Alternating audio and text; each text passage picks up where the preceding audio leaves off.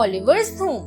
Oliver had been building his new cave for months and was facing a lot of issues doing it all alone.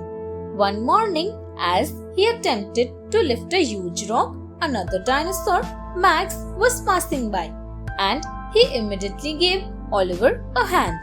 Once the rock was set in place, Max offered to help Oliver complete the construction. Happy to have a helping hand with something he was struggling with, he readily accepted. Together, the two built the cave in just a few days. Oliver couldn't thank Max enough and was bidding goodbye to him when Max declared, "What are you thanking me for, my friend? We both built this cave together. It is as much mine as it is yours." Shocked, Oliver regretted his decision of taking Max's help and realized there was no such thing as a free lunch. There's always a hidden cost. Grandma saves the day. Zoe made beautiful dresses for all female dinosaurs in her town. Her designs were so loved and appreciated that she was getting famous in other towns as well.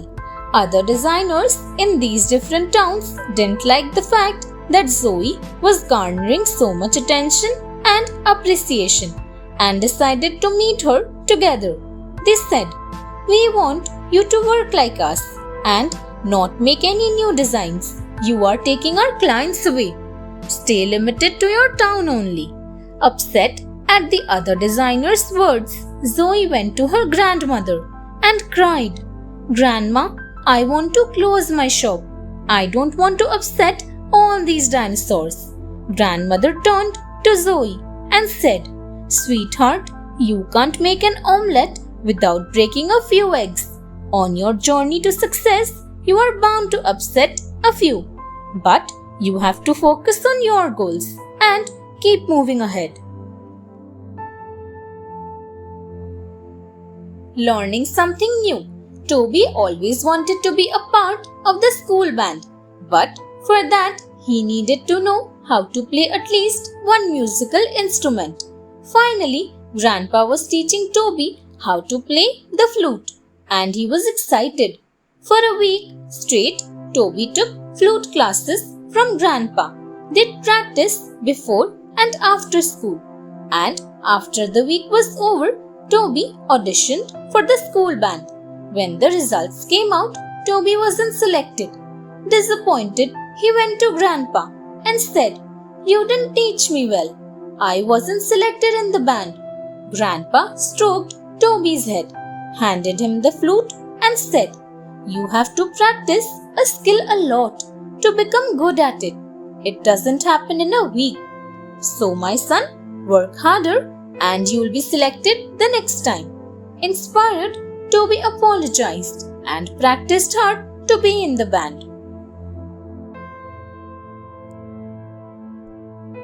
The bad drawings. Lily and her father were cleaning and organizing his wardrobe.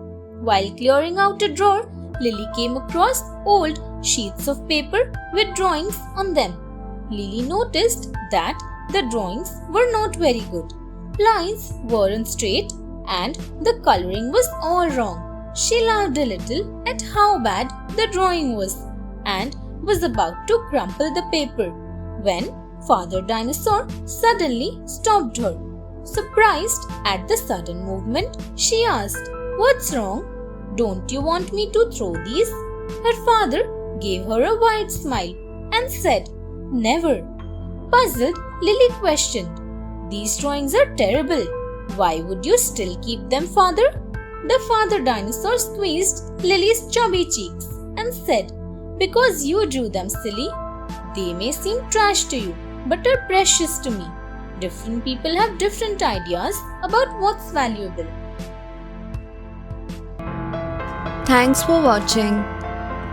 Do like, share, subscribe to Sahil Book House.